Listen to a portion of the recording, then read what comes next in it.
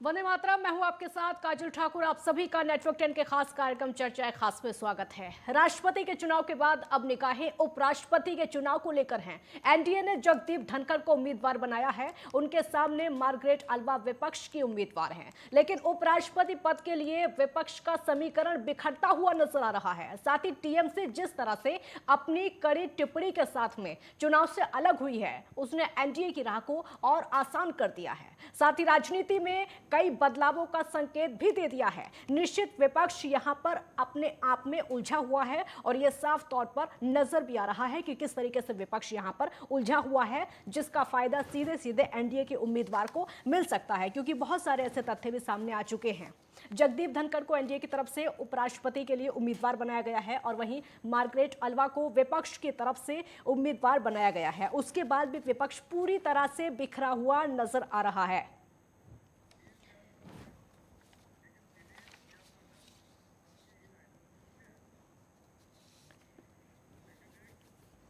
और इस मुद्दे पर चर्चा करने के लिए हमारे साथ कुछ खास मेहमान जुड़े हुए। हमारे साथ विजय दुबे, वरिष्ठ पत्रकार, बहुत स्वागत है आपका। शेखर कपूर, वरिष्ठ पत्रकार, आपका भी स्वागत है। दिलीप यशवर्धन, राजनीतिक विश्लेषक, आपका भी बहुत बहुत स्वागत है। शुरुआत विजय जी आप ही से करते हुए, क्योंकि अब राष्ट्रपति के बाद में तैयारी है उपराष्ट्रपति चुनाव की, लेकिन विपक्ष की तरफ से जिस तरीके से बिखराव नजर आ रहा है, उससे लग ये रहा है कि जो सीधा सीधा फायदा है वो एनडीए की उम्मीदवार को मिल जाएगा।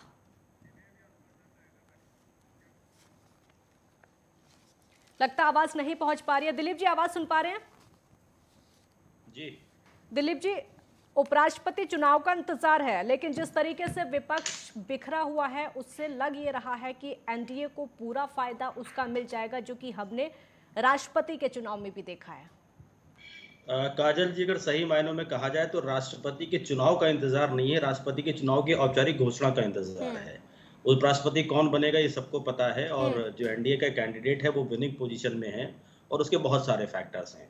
और उन फैक्टर्स में एक एडिशनल फैक्टर ये हो गया कि जो टीएमसी ने ये अनाउंस कर दिया है कि वो विपक्ष के साथ नहीं रहेंगी वाइस प्रेसिडेंट के इलेक्शन में, तो ये बहुत बड़ा झटका है, क्योंकि विपक्ष के टीएमसी के अकेले 40+ सांसद हैं लोकसभा में, और अगर ये लोग पार्टिसिपेट नहीं करेंगे तो विपक्ष का हारना लगभग तय है। पहले भी तय था, और अब तो लगभग क्या, अब तो 100% श्योर है कि विपक्ष हारेगा, और जो एनडीए का कैंडिडेट है जगदीप धनखड़ जी, वो वाइस प्रेसिडेंट के पद पे सुशोभित हो गए आने वाले समय में। लेकिन जिस तरीके से ममता बनर्जी को देख रहे हैं, ममता बनर्जी ने एक तरीके से अपने आप को अलग कर लिया है, क्योंकि विपक्ष का जो उम्मीदवार है उसको देखते हुए उनका साफ तौर पर कहना है कि उनसे कोई राय नहीं ली गई, कोई मशवरा नहीं किया गया है, सिर्फ सीधे सीधे विपक्ष ने अपना उम्मीदवार खड़ा कर दिया है। और यही वजह है कि ममता बनर्जी ने दूरी बना ली है। सिर्फ यही तक सीमित रह सकता है कि या फिर अंदर खाने कुछ और भी चल रहा होगा? काजल जी, प्रेसिडेंट्स के इलेक्शन हो रहे थे तो उसमें ममता बनर्जी ने पूरा सपोर्ट किया था यशवंत सिन्हा को, और यशवंत सिन्हा की हार देखने के बाद पहले ये उम्मीद थी कि जैसे उन्होंने शत्रुघ्न सिन्हा को सपोर्ट किया तो वो बाईपोल के इलेक्शन आसनसोल से जीत करके लोकसभा पहुंच गए।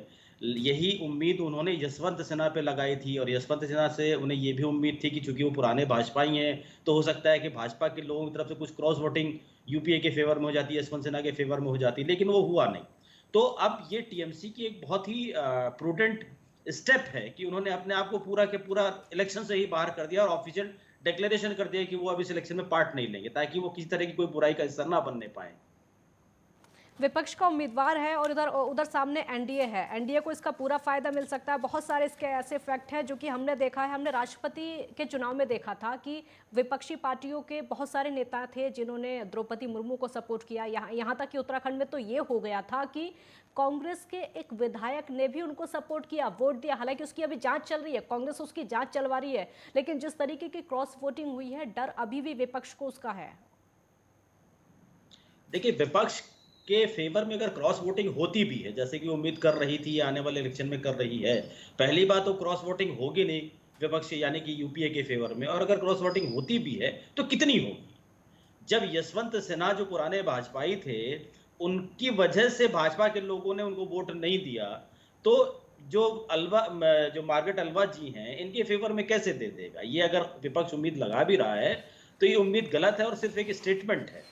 ऐसा कुछ नहीं होने वाला है। विपक्ष भी ये जानता है कि जो उसका कैंडिडेट है वो हारेगा, चूंकि राजनीति में बने रहना है, इलेक्शन लड़ते रहना है। इलेक्शन नहीं लड़ेंगे तो ये और बड़ी हंसाई हो जाएगी, क्योंकि कांग्रेस इस देश की सबसे बड़ी राष्ट्रीय पार्टी हुआ करती थी एक समय में, और आज भी अगर राष्ट्रीय स्तर पर बात करी जाए तो सिर्फ कांग्रेस ही है। अगर कांग्रेस अपने आप को इलेक्शन से बैकआउट कर लेगी तो ये कांग्रेस की इमेज के लिए मतलब बहुत ही नेगेटिव इमेज बनाएगा ये। तो उस नेगेटिव इमेज को बनाए रखने के लिए, इलेक्शन में अपने आप को रेगुलराइज करे रखने के लिए, और इसी तरीके से इसी बहाने कम से कम जो इनकी अलायंस हैं उनमें कुछ गहमा-गहमी बनी रहती है, कुछ लोगों की नाराज़गियाँ पता चलती हैं, कुछ लोगों की नज़दीकियाँ पता चलती हैं, कुछ लोगों की स्ट्रैटेजी पता चलती है, तो बहुत सारे अन्य फ़ायदे होते हैं। ये इलेक्शन हारें या जीतें, ये एक प्रत्यक्ष लाभ होता है या हानि होती है, लेकिन उसके अलावा बहुत सारी अप्रत्यक्ष लाभ और हानियाँ भी होती हैं, जो ये पार्टियाँ कभी डिस्क्लोज़ नहीं करती हैं। दिलीप जी, अलवा के लिए ये भी कहा जा रहा है कि एक पायलट उम्मीदवार हैं, पायलट उम्मीदवार के तौर पर भी उनको देखा जा रहा है। हालांकि बहुत सारे रिकॉर्ड उनके नाम हैं। मार्गरेट अलवा गोवा, राजस्थान, उत्तराखंड और गुजरात की राज्यपाल रह चुकी हैं और उन्हें प्रशासनिक कार्यों का भी बहुत ज़्यादा अनुभव है। लेकिन बहुत ज़्यादा समय से हम देख रहे थे कि वो राजनीति में सक्रिय नहीं हैं और उसके बाद अचानक से उनको उम्मीदवार बनाया जाना, ये भी बातें चल रही है, चर्चा ये भी है। काजल जी, इस बात से कोई फर्क नहीं पड़ता कि वो राजनीति में सक्रिय हैं इस समय या नहीं है। ये जो इलेक्शंस का पैटर्न होता है, इसमें आम आदमी को वोट नहीं देना होता है। राजनीति में सक्रियता या निष्क्रियता ये तब बहुत मायने रखती है जब आप एक्टिव पॉलिटिक्स में हो और आपको डायरेक्ट जनता से वोट लेना हो। जहां डायरेक्ट जनता वोट नहीं कर रही है, वहां पर आपके कैंडिडेचर का या आपकी काबिलियत का बहुत फर्क नहीं पड़ता है, क्योंकि ये कैलकुलेटिव इलेक्शंस होते हैं, कैलकुलेटिव वोटिंग होती है, नंबर ऑफ वोट्स पता होते हैं, और नंबर ऑफ वोट्स में कौन से किस पार्टी के हैं ये भी पहले से पता होता है। क्रॉस वोटिंग से रिजल्ट्स इधर से उधर हो सकते हैं, लेकिन वो तब जब दोनों पार्टियां बराबरी से लड़ रही हो या दोनों का अलायंस बिल्कुल बराबरी से साथ खड़े हों। जहां पर 70 और 30 का डिफरेंस होता है, वहां पर किसी तरह का कंपटीशन नहीं होता है। और अलवा जी एक्टिव पॉलिटिक्स में हैं या नहीं है, जगदीप धनखड़ जी एक्टिव पॉलिटिक्स में हैं या नहीं है, इस बात से कोई फर्क नहीं पड़ता। आप देखिए अभी जो राष्ट्रपति चुनी गई हैं द्रौपदी मुर्मू जी, वो कहाँ एक्टिव पॉलिटिक्स में थी। वो भी कभी राज्यपाल थी और अब वो बहुत साधारण सा जीवन जी रही थी, कहीं पॉलिटिक्स में नहीं थी, लेकिन उसके बाद भी वो राष्ट्रपति बनी। तो इस बात से फर्क नहीं पड़ता है। इसका फायदा होगा विपक्ष को या फिर नुकसान होगा, जिस तरीके का विपक्ष जो बिखराव देखने को मिल रहा है, या फिर आने वाले समय में, क्योंकि अभी तो वोटिंग में समय है, क्या ये जो तकरार है ये और ज़्यादा बढ़ सकती है या फिर इसको समेटने की भी कोशिश की जाएगी? देखिए, दूरियां बढ़ाने का एक बहाना है। अगर अगर हाँ। टीम हो सकता है ममता बनर्जी की किसी और बात पे हाँ। नाराजगी रही हो और उन्होंने इस बात का बहाना लेकर के, यानी कहा जाता है ना कि कंधे पे रख के बंदूक चलाना, तो हो सकता है उनको ये इस समय मैडम अलवा का कंधा मिल गया हो अपनी बंदूक चलाने के लिए, और उन्हें ये सही समय लगा हो तो उन्होंने वो बंदूक चला दी। और इसी तरीके से और भी पार्टियां, क्योंकि देखिए जब भी अलायंस होता है, पॉलिटिकल पार्टीज अगर अलग अलग हैं तो ये माना जाता है कि वो अलग अलग विचारधारा के लोग हैं। अलग अलग विचारधारा के लोग अगर किसी राजनीतिक फायदे के लिए या राजनीतिक मौके पर एक साथ आते हैं, तो उनकी कोई व्यक्तिगत या कोई अंदरूनी जुड़ाव नहीं होता है, वो एक राजनीतिक और एक सामयिक जुड़ाव होता है। वो सामयिक जुड़ाव अगर उन्हें फायदा दे जाता है तो ये रिलेशनशिप थोड़े दिन आगे और बढ़ जाती है। अगर वो सामयिक फायदा नहीं मिलता है तो वो देन एंड देयर वहां से खत्म हो जाती है, या अगर कुछ नई अपॉर्चुनिटीज की उम्मीद होती है तो शायद रिलेशन कंटिन्यू करती है, अदरवाइज वो वहीं के वहीं खत्म हो जाती है। हर व्यक्ति, हर पार्टी अपने अपने रास्ते निकल लेता है। तो ये जो राष्ट्रपति के इलेक्शंस हुए या जो उपराष्ट्रपति के इलेक्शंस होने वाले हैं, इनमें जो एनडीए के घटक हैं वो तो काफी हद तक मजबूत है, क्योंकि एनडीए अपने आप में मजबूत है। हाँ। इसलिए उसके घटक भी उसके साथ खड़े हुए हैं, छोटे छोटे दल खड़े हुए हैं, क्योंकि उन्हें पता है कि वो अपोजिशन के साथ अगर जाएंगे तो उन्हें कुछ नहीं मिलने वाला है। सत्ता के साथ रहेंगे तो कहीं ना कुछ राजनीतिक लाभ मिलता रहेगा। अपने आप को दोनों से अलग कर लेंगे तो उनका अस्तित्व खत्म हो जाएगा। तो छोटे जितने भी दल होते हैं वो हमेशा अपने अस्तित्व को बचाने के लिए सत्ता के साथ जाते हैं, अनटिल अनलेस सत्ता और उन हाँ। घटकों के बीच में कोई बहुत ज्यादा डिफरेंस ना हो। दिलीप जी, राजनीतिक विश्लेषक आप हैं और राजनीति की जानकारी अच्छी खासी रखते हैं, क्योंकि आप बता भी रहे हैं, मेरे सवालों का जवाब भी वही दे रहे हैं जो कि जनता को चाहिए भी। जगदीप धनखड़ जिनको उम्मीदवार एनडीए की तरफ से बनाया गया है, क्या रणनीति इसके पीछे हो सकती है, कितना सोच समझकर बनाया गया है? क्योंकि हमने द्रौपदी मुर्मू को भी देखा कि किस तरीके से जो विपक्षी पार्टियां थीं वो उनको समर्थन करने को मजबूर हो गई। एक ऐसे उम्मीदवार को एनडीए निकाल कर लाई, जगदीप धनखड़ को उम्मीदवार बनाना, पीछे की रणनीति क्या हो सकती है, जानना चाहते हैं, जरा समझाइए। जगदीप धनखड़ खट्टर साहब को उम्मीदवार बनाने का सबसे बड़ा कारण ये हाँ। है कि जो बंगाल में ममता बनर्जी की अपोजिशन की सरकार है, हम्म। वहाँ पर अगर भारतीय जनता पार्टी को किसी ने शेल्टर दिया था, तो वो जगदीप साहब ने दिया था। ये उसी का रिवॉर्ड समझ लीजिए आप कि वहाँ से हटा करके उनको अब सेंटर में लेकर के आ रहे हैं और सेंटर में इस तरीके से प्रमोट कर रहे हैं और हो सकता है ये प्रमोशन अगले 5 साल बाद प्रेसिडेंट तक चला जाए। तो वो उस लाइन में उनको लगाना है, उनके जो फ़ेवर भारतीय जनता पार्टी को बंगाल में रह के उन्होंने किया, उसका रिवॉर्ड उनको देना है, यही कारण है। और इसके अलावा वाइस प्रेसिडेंट के इलेक्शन से कोई बहुत ज़्यादा फ़ायदा या नुकसान नहीं होने वाला है। जो राजनीतिक फ़ायदा या जो जातीय समीकरण और क्षेत्रीय समीकरण भारतीय जनता पार्टी को उठाना था, वो उन्होंने मुर्मू जी को कैंडिडेट बनाकर, एक आदिवासी कैंडिडेट बना करके वो उठा लिया। 4 स्टेट्स आदिवासी बाहुल्य हैं और करीब 62 सांसद लोकसभा में आदिवासी क्षेत्र से आते हैं। तो ये बहुत बड़ा निशाना भारतीय जनता पार्टी ने लगाया और वो निशाना सफल रहा। ठीक है, हमारे साथ इस समय शेखर कपूर जी जुड़ गए हैं। शेखर जी, उपराष्ट्रपति का चुनाव आने वाला है, राष्ट्रपति का चुनाव हो चुका है, द्रौपदी मुर्मू राष्ट्रपति बन चुकी हैं, अब उपराष्ट्रपति की का इंतजार है, वोटिंग का इंतजार है कि कौन होगा उपराष्ट्रपति हमारे देश का। एनडीए की तरफ से जगदीप धनखड़ और विपक्ष की तरफ से मार्गरेट अल्वा को लेकर विपक्ष पूरी तरह से बिखरा हुआ नजर आ रहा है और ममता बनर्जी ने तो एक तरीके से दूरी ही बना ली। कैसे देख रहे हैं आप इस सबको? देखिए, इस बात की तो पूरी तरह से संभावना थी, वो पूरी आशंका थी कि जो है उपराष्ट्रपति के चुनाव के लिए जो है हाँ। कहीं ना कहीं से ममता बनर्जी जो पश्चिम बंगाल से अपना जो है एक नेगेटिव एजेंडा जो है देश के सामने रखेंगी और चुनाव के सामने रखेंगी। और इसका सबसे बड़ा कारण ये है कि पिछले 3.5 साल के दौरान जगदीप धनखड़ जब वहां पे पश्चिम बंगाल के राज्यपाल रहे, तो कुल मिला के शायद कोई ऐसा मौका रहा होगा जब उनके साथ में सामंजस्य की जो है बना हो। अधिकांश बार इस बात को ये दिखाई पड़ता रहा कि जगदीप धनखड़ के साथ में उनके रिश्ते जो है बहुत प्यार बड़े और क्या नाम है सहयोगी रिश्ते नहीं रहे। आपको शायद याद होगा कि अभी हाल ही के अंदर करीब 3 महीने पहले उन्होंने ममता बनर्जी ने एक नया जो है पॉइंट वहां पर छोड़ा कि जो है पश्चिम बंगाल के अंदर जितने भी विश्वविद्यालय हैं उनके जो प्रमुख होते हैं, जो राज्यपाल होता रहा है उसकी जगह मुख्यमंत्री होगा। तो ये एक बहुत बड़ा संवैधानिक जो है उन्होंने एक पेचीदा मामला देश के समक्ष रख दिया था, जबकि अधिकांश राज्यों में संविधान के अनुसार जो कुलाधिपति का पद होता है वो जो है राज्यपाल के पास होता है। तो कुल मिलाकर ऐसा नहीं है और कई और भी मौके आए जब जो है क्या नाम है ममता बनर्जी ने अपने निर्णय जो है कैबिनेट के निर्णय राज्यपाल के बाद भेजे और उनको लेकर तनातनी दिखाई पड़ती रही। तो कुल मिलाकर राज्यपाल के बीच में जो तत्कालीन राज्यपाल जगदीप धनखड़ अभी भी जगदीप धनखड़ रहे हैं, तो उन्होंने कुल मिलाकर जो है ममता बनर्जी के साथ में उनके रिश्ते प्यार और प्रेम के नहीं रहे, एक सहयोग के रिश्ते कहीं दिखाई नहीं पड़े। लेकिन और वहां पर जो है कुल मिलाकर एक संवैधानिक संकट भी कई बार जो है दिल्ली के अंदर और देश के अंदर महसूस होता रहा कि कहीं ना कहीं ऐसा तो नहीं पश्चिम बंगाल में अधिकारों को लेकर, संविधान को लेकर, राज्यपाल की भूमिका को लेकर और एक मुख्यमंत्री के दायित्व को लेकर आपस में कहीं बहुत ज्यादा टकरार हो।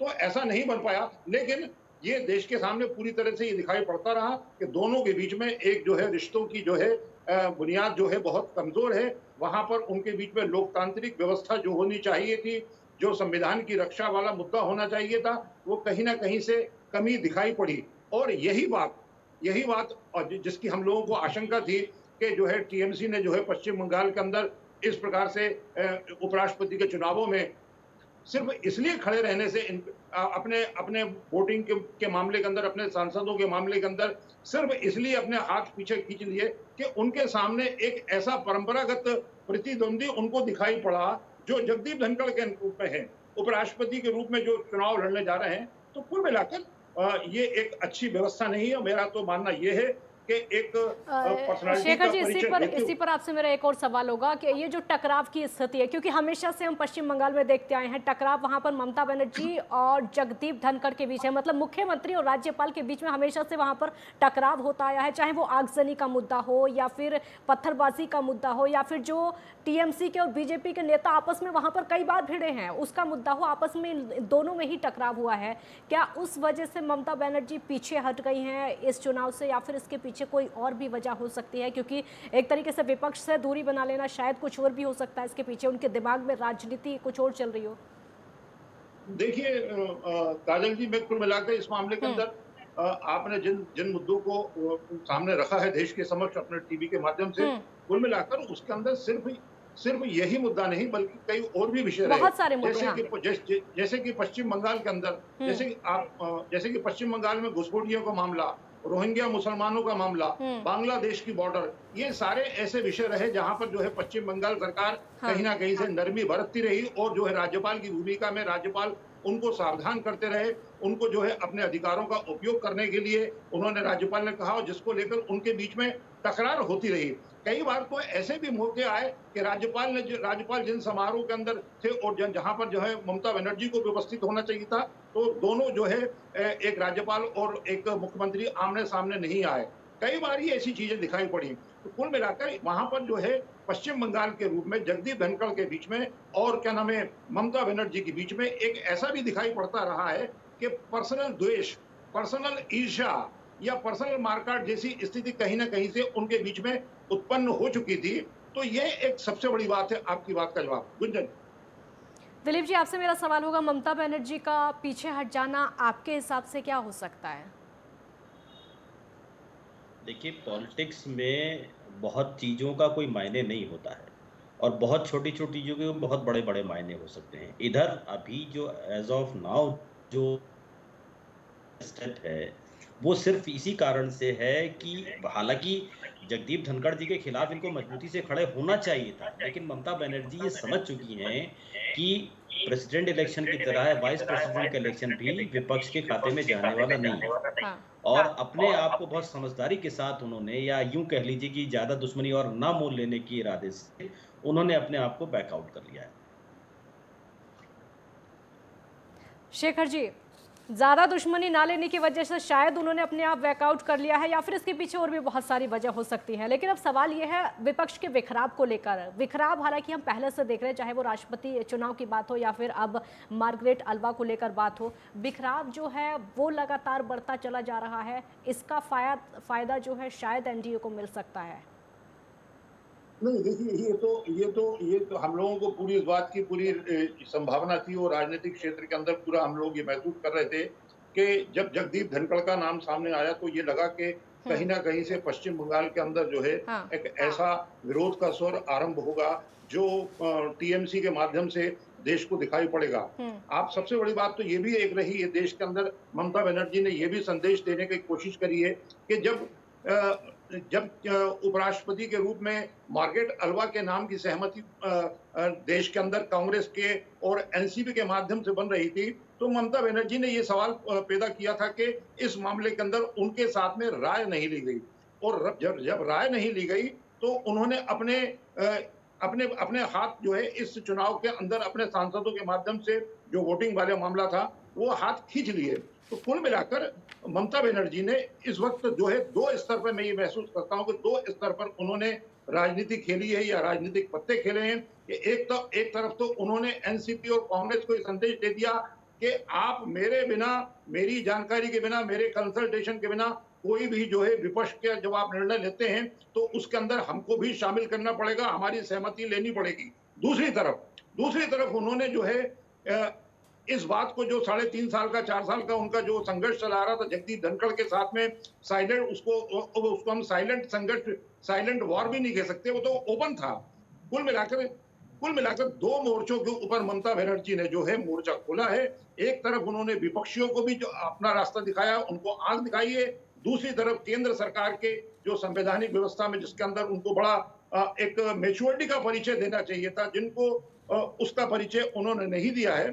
तो कुल मिलाकर मैं ये मान के चलता हूं कि आने वाले समय के अंदर उपराष्ट्रपति के रूप में तो ठीक है, जगदीप धनखड़ का मतों के हिसाब से जीतना तय है, लेकिन कहीं ना कहीं से एक नेगेटिव भूमिका के रूप में ममता बनर्जी और ज्यादा दिखाई पड़ेंगी, चाहे वो विपक्ष की एकता का मामला हो, चाहे वो जो है उपराष्ट्रपति का मामला हो। जी शेखर जी अलवा ने खुद ट्वीट करके कहा है और उन्होंने खुद ये कहा है कि उपराष्ट्रपति चुनाव से टीएमसी का अनुपस्थित रहने का जो फैसला है वो निराशाजनक है और उसके बाद भी वाद विवाद, अहंकार, गुस्से का समय नहीं है। ये बातें कही हैं कि सबको मिलकर चलना चाहिए, साथ में आना चाहिए, साहस दिखाना चाहिए, नेतृत्व दिखाना चाहिए, एकता दिखानी चाहिए और उनको अलवा को विश्वास है कि वो ममता बनर्जी उनके साथ में आ जाएंगी। और उन्होंने अहंकार या फिर निराशाजनक इसलिए नहीं क्योंकि अगर हम पहले का देखें तो पहले भी कई बार हो चुका है, ममता बनर्जी का जो गुस्सा है वो बार बार निकल कर सामने आता है ऐसे मामलों में, खासकर जहां पर उनकी या तो राय ना ली जाए या फिर विपक्ष अपनी तरफ से कोई फैसला ले ले, तो वहां पर उनका गुस्सा दिखता है। इसका जवाब मुझे देना है ना? जी हाँ, मैं ये बताऊं आपको, ये हम लोग पिछले जब से अटल बिहारी वाजपेयी प्रधानमंत्री रहे और जब उसके अंदर वो रेल मंत्री रही, तो कुल मिलाकर हम क्या नाम है, एक ऐसी विद्रोही नायिका के रूप में जो है ममता बनर्जी को पूरा देश देखता रहा है, जिसके अंदर उन्होंने जो उन्होंने चाहा वही करवाया। शायद आपकी जानकारी में हो कि वो जिस समय अटल जी की सरकार में रही और बाद में कांग्रेस की सरकार में रही, तो केंद्रीय जो रेल मंत्रालय होता है उसको लेकर उनकी ठनती थी। रेल मंत्रालय 3 बार जो है क्या नाम है टीएमसी के सांसदों के पास गया और इसके जिसका परिणाम ये निकला कि रेल मंत्रालय को आखिरी के अंदर जाकर मोदी सरकार ने जो है कि अपने केंद्र सरकार के साथ में शामिल कर लिया और उनका जो बजट जो था रेलवे मंत्रालय का जो है वो उसके साथ में केंद्रीय बजट के साथ में शामिल कर लिया। तो कुल मिलाकर और फिर इसके अलावा एक विद्रोही नायिका के रूप में जो है ममता बनर्जी पूरे देश को दिखाई पड़ती रही। उन्होंने अपने विद्रोह के कारण वहां पर कम्युनिस्ट का जो वर्चस्व था वो पश्चिम बंगाल में खत्म किया और एक सर्वमान्य नेता के रूप में भी उभरी हैं। लेकिन मेरा अपना मानना है कुल मिला के ये है कि जब देश का मसला आता है, जब संविधान का मसला आता है, तो कहीं ना कहीं से जो है विपक्ष को भी जो है अपनी एकता का परिचय तो वो देना ही चाहिए, लेकिन साथ में संविधान के साथ में देश के साथ में लोगों के साथ में खड़ा होना चाहिए। और ममता बनर्जी एक मैच्योर्ड पॉलिटिशियन है, ममता बनर्जी के पास में एक लंबा अनुभव है, तो उसको उनको क्या नाम है अपने पश्चिम बंगाल की समस्याओं को समाधान करने की दिशा में कहीं ना कहीं से केंद्र सरकार के साथ में एक सम्मान का, सत्कार का, प्यार का रिश्ता भी बनाने की आवश्यकता महसूस हम लोग करते हैं। और इस बात की कमी जो है इस बार उपराष्ट्रपति के चुनाव में भी दिखाई पड़ रही है और लगातार ये पिछले लंबे समय से ये दिखाई पड़ता रहा है कि जो है ममता बनर्जी एक प्रकार से केंद्र सरकार के साथ में अपना शीत युद्ध कर रही हैं। और कई बार ऐसे भी मौके आए जब प्रधानमंत्री के साथ में और पश्चिम बंगाल की सरकार के साथ में एक सीधे सीधे वार दिखाई पड़ता रहा। तो कुल मिलाकर उन्होंने जो है मैं ये मान के चलता हूं कि इस इलेक्शन के अंदर, वाइस प्रेसिडेंट के इलेक्शन के अंदर अपनी बात तो देश के सामने रख दी है, लेकिन ये देश के लिए बहुत निराशाजनक है कि विपक्ष को भी जो है राष्ट्रपति, उपराष्ट्रपति जैसे विषय जब तय होते हैं तो उनके अंदर अपनी बात को रखना चाहिए, अपनी एकता का परिचय देना चाहिए और संविधान के माध्यम से सारी चीजें होनी चाहिए। जी, विजय दुबे हमारे साथ जुड़ गए हैं। विजय जी, उपराष्ट्रपति को लेकर चुनाव है, लेकिन उससे पहले ही विपक्ष पूरी तरह से उलझा हुआ है, कंफ्यूज है, बिखरा हुआ है, आपका तर्क? देखिए काजल जी, अभी जो राष्ट्रपति के चुनाव हुए हैं उसमें भी कई सारी बातें अलग अलग स्टेज पे कही गई थी और अलग अलग राज्यों से अलग अलग तरीके के तर्क सामने आए थे कि भाई क्यों समर्थन करना चाहिए। जब विपक्ष जो है, विपक्ष ने एक साझा उम्मीदवार सामने रखा तो वो किसका इनिशिएटिव था? वो इनिशिएटिव ममता बनर्जी का ही तो था। और ममता बनर्जी को बाद में ये लगने लगा कि कहीं ऐसा ना हो कि मेरी पार्टी का जो सपोर्ट जो संथाल आदिवासियों में है वो वेस्ट बंगाल में एक certain percentage of votes count करते हैं और ऐसा ना हो कि कहीं ये मैसेज गलत चला जाए। तो उन्होंने तो जो है राष्ट्रपति के उम्मीदवार जो है जसवंत सिन्हा, उन्हीं के प्रपोज थे, उनको वेस्ट बंगाल में आके अपनी बात रखने से मना कर दिया। कहा कि भाई कोई आवश्यकता नहीं, हम कर लेंगे मैनेज को। अब जब एक साझा उम्मीदवार विपक्ष की ओर से उपराष्ट्रपति पद के लिए आया है सामने, उसमें उन्होंने कहा साहब हमसे सहमति नहीं ली गई। अरे भाई, विपक्ष का तो साझा उम्मीदवार है ना। अब इसमें सहमति और असहमति कह करके और उस चीज को अपने कदमों को एक प्रकार से मैं कहूं कि आप उसको साइलेंट करना चाहते हैं, तो अल्टीमेटली राष्ट्रीय राजनीति में ममता बनर्जी का क्या मैसेज? राष्ट्रीय राजनीति जो विपक्ष की करना चाहती है वो, उसमें दरअसल मुझे जो लगता है कि ममता जी का जो अपना एक उनको ये लगता है कि मेरी ओर से इनिशिएटिव होना चाहिए और जो लीडिंग पोजीशन होना चाहिए वो कांग्रेस के पास या किसी दूसरी पार्टी के पास न होकर के वो टीएमसी के पास होना चाहिए। तो ये जो ममता जी का जो अपना रुख लगातार जो आप अभी स्टडी कर रहे हैं, तो ये कई मौकों पे दिखा है और ममता बनर्जी को ये लगता है कि शायद जो है she is the best leader out of that opposition. तो ऐसा संभव नहीं है ना। उसका कारण ये है कि अन्य राज्यों में दूसरी पार्टियों की भी सरकारें हैं और सत्ता में हैं, तो उनके भी तो अपोजिशन के कैंडिडेट्स को वोट उनके भी चाहिए। केवल ममता जी की नाराजगी जो है वो ये नहीं हो सकती कि एक विपक्ष के उम्मीदवार को वो कहें कि जो है हम इसमें आउट ऑफ वोट हो जाएंगे। अरे आउट ऑफ वोट क्यों हो जाएंगे साहब, इसका भी तो कोई लॉजिक दीजिए।